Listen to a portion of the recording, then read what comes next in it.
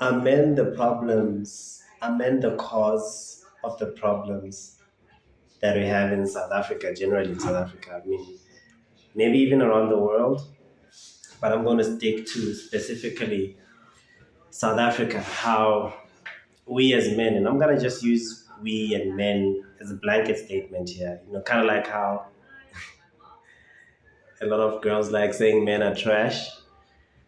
As much as perhaps I don't agree with that per se, in general, you kind of end up having to agree with that statement. But then this is the angle from which I'm coming. I'm not coming from a female perspective because obviously I'm not a female. Um, I'm not a homosexual, so I don't date men, so I don't know how that works. So I'm coming in from a male perspective, and I'm sitting looking at the men around me, looking at the men that I know, people I see on the media, people that I hear about, I read about, I watch stuff about, people that we see on social media, the posts that we see, the general behaviors that we experience from the men, the leaders of our society. And I must then agree that we are the issue, we are the cause of the problems. The vast majority of the problems that we have here are because of, I'm probably gonna get some backlash for saying this, but it's mainly because of the weakness, and in particular the weakness of black men. Black men, black South African men. Historically, we were defeated, conquered by the Europeans, and we now find ourselves in a country where most of the land is claimed to be ours, but then it does not actually legally belong to us.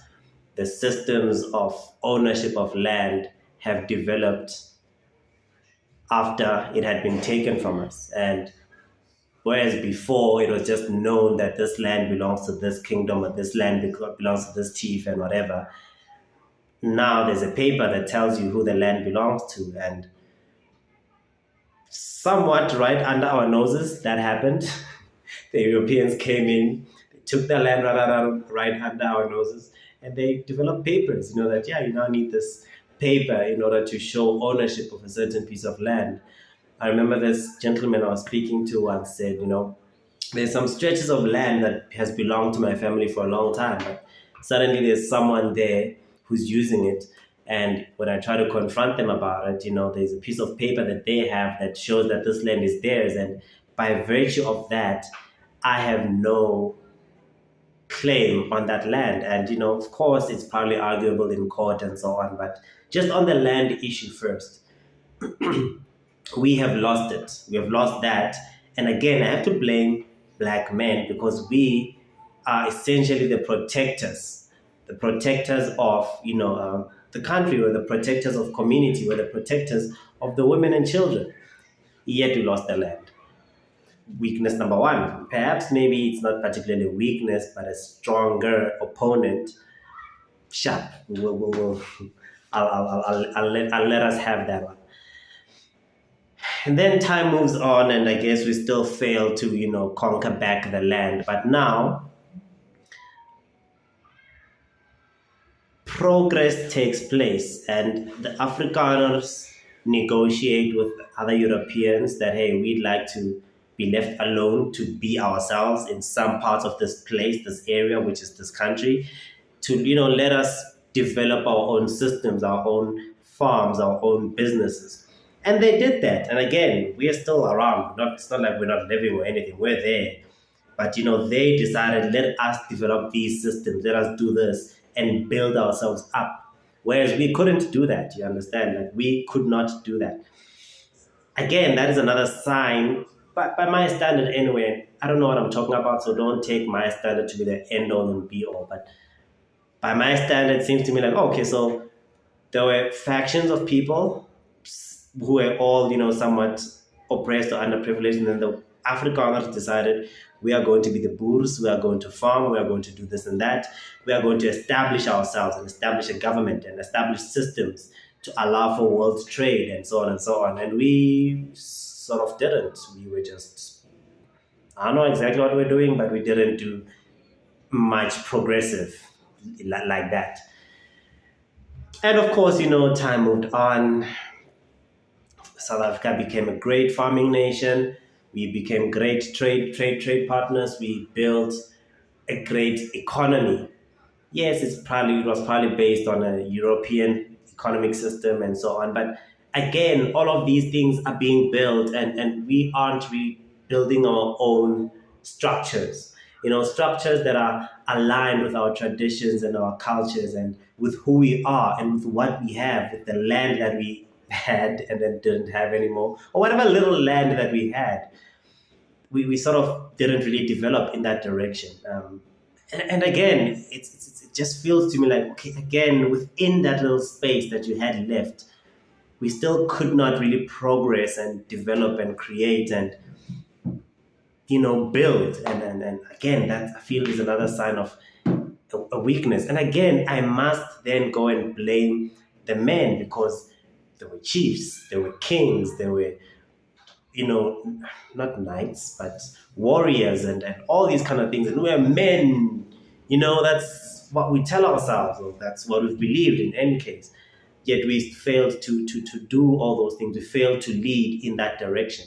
But fine, fine, fine. The ANC came, and even before that, people started fighting and fighting for democracy and all of that. And eventually, there were some negotiations, and we were allowed to keep some parts of the government. I'd rather say, not the economy.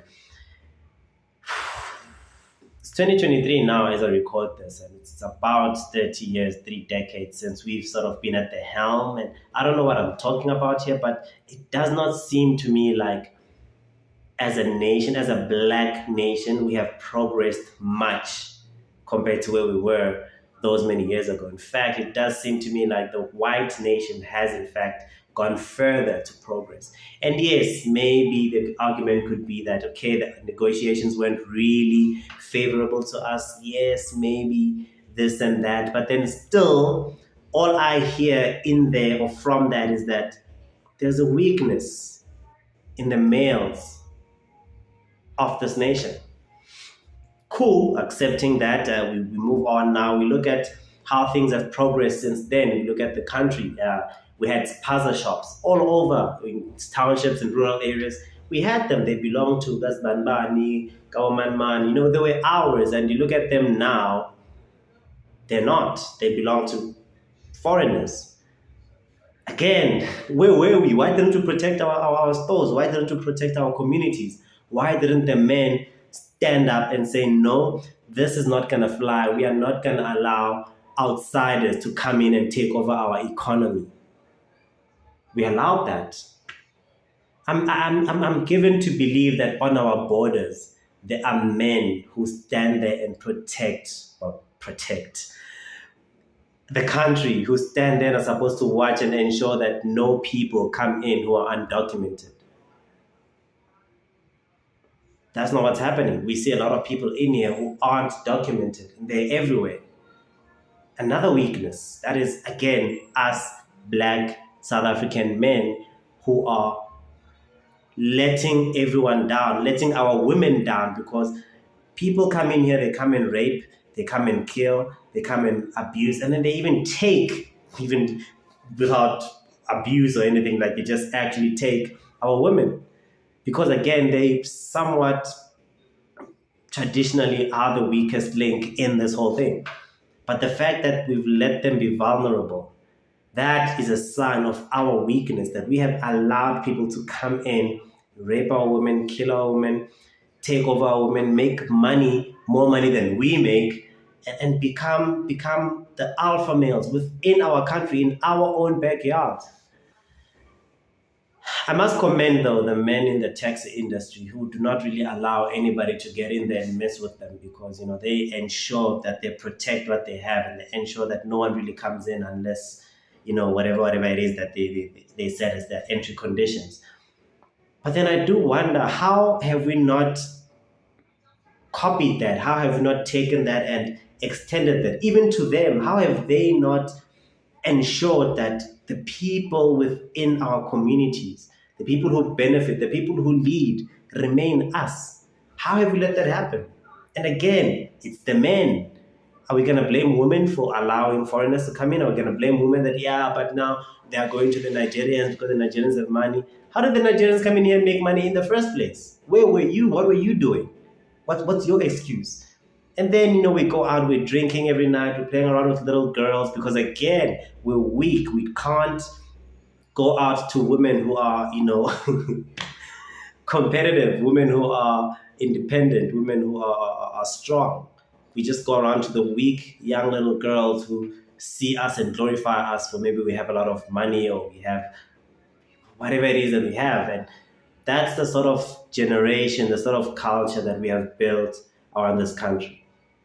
Again, it comes back to weak black men, weak black South African men.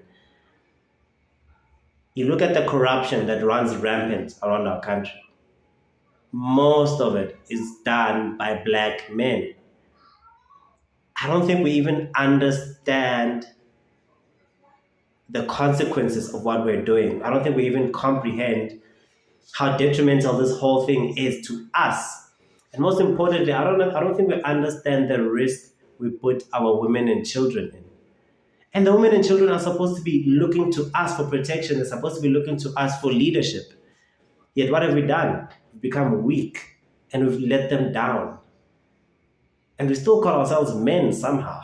Somehow we still call ourselves men. Women now have to take care of themselves. They have to raise kids by themselves. They have to build houses by themselves. They have to do so many things by themselves. And yes, sure. They've cried for equality. They've cried for wanting to be seen. They've cried for wanting education. They've cried for so many things. They've cried for a myriad of things. And we can't blame them for that. That shows their strength, that their will has power.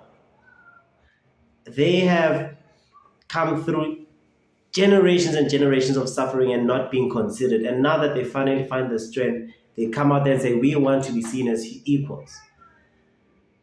And then we decided we just gonna be weak and let everyone come in and walk over us. Go all everywhere. You see salons that are being owned by foreigners. You see people in the townships doing laboring work. They're building gates, building houses, doing plumbing. None of them are South Africans. Well, most of them are not South Africans. You go into the spaza shops, again, the spaza shops. None of them are South African. And you're wondering, wait, what? How? It's essentially pretty much the same thing that happened so all those hundreds of years ago when people came in from the Europes and they came in and they took over our land. Essentially now they took over. People have taken over our shops. Are we gonna cry tomorrow and say, yeah, we want the shops back, we want the shops back? Kanjan, why did you even let them go in the first place? Have a girlfriend now, someone comes and takes my girlfriend, then I'm like, yeah, I want my girlfriend. How did he take him in the first place? What are you doing? Clearly, you don't know how to use it. Clearly, you don't know how to take care of it. Clearly, you don't know how to protect it. And clearly, you are weak. They've taken your girl because you're weak. Yes, I understand maybe the statement sounds like I'm objectifying women, but I'm not. I'm just trying to make the point that this is the type of thing, the type of mentality that we have, especially as black men. That, yeah, people came and took this and they took this and they took that. Njani, I come now and I want to take something of yours. You're going to let me do it? You're probably not. But people came in and they took stuff and now you're going to complain that they did.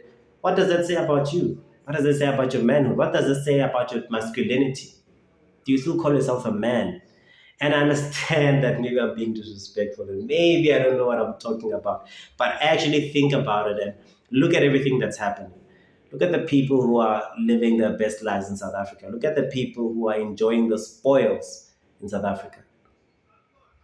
And look at the people who are crying to say that this is our land, this is our place, this is our home. And look at how they're living. And the ones who actually finally get to be in a position where they can affect change, look at what they go and do. Take the money, they go and spend it out in other countries, they go and spend it on little girls, they go and spend it on crazy, crazy things that do not benefit the country. And then they destroy the infrastructure that has been built to serve not only us, but them and their families. And they do not care about that. I ask you, is that the sign of a strong willed person? Or is that the sign of a weak man? And then you look at the general man, the typical man that you'll find in the streets of South Africa, in the suburbs of South Africa, anywhere in South Africa. And honestly, you tell you say to yourself that that right there is a South African man. That right there is a strong South African man. How many of them can you find? Our economy was way up there. All we had to do was find a way to slot in there. Okay, it's not just the Maburus that are in this economy. It's not just the Jewish people that are in this economy. We're getting in as well. Look at where we are. We're not doing any of that. We're not doing much of it. Yeah, sure, there's people here and there who are. I mean, there's always going to be outliers in any sort of statistic. No statistic is ever going to be 100%. But if you look at the majority, and I think that the sad part is that the majority I'm talking about here is not 50%, is not 51%. It is a huge majority. I think South African men are weak. I think we're letting down our women. I think we're letting down our children. I think we need to do more. We need to be stronger. We need to understand the position we're in. We need to understand where we need to go. We need to understand what we need to build. We need to understand the sacrifices we need to make. And we need to actually become strong leadership, strong men with a leadership mentality. And then perhaps we can begin to build a better South Africa. But I believe that South Africa is where it is today. Had to pause there for a second. But I was just concluding in any case. I feel like we are the ones who need to change if we are going to build a better South Africa. We need to understand, we need to change the mentality that we have. We need to understand that it's going to take a long time, it's going to take a lot of sacrifice, but most importantly, it's going to take us growing a big pair of kahunas if we are going to effect change in this country. We are the ones causing the problems. We need to change in order to fix them. Now.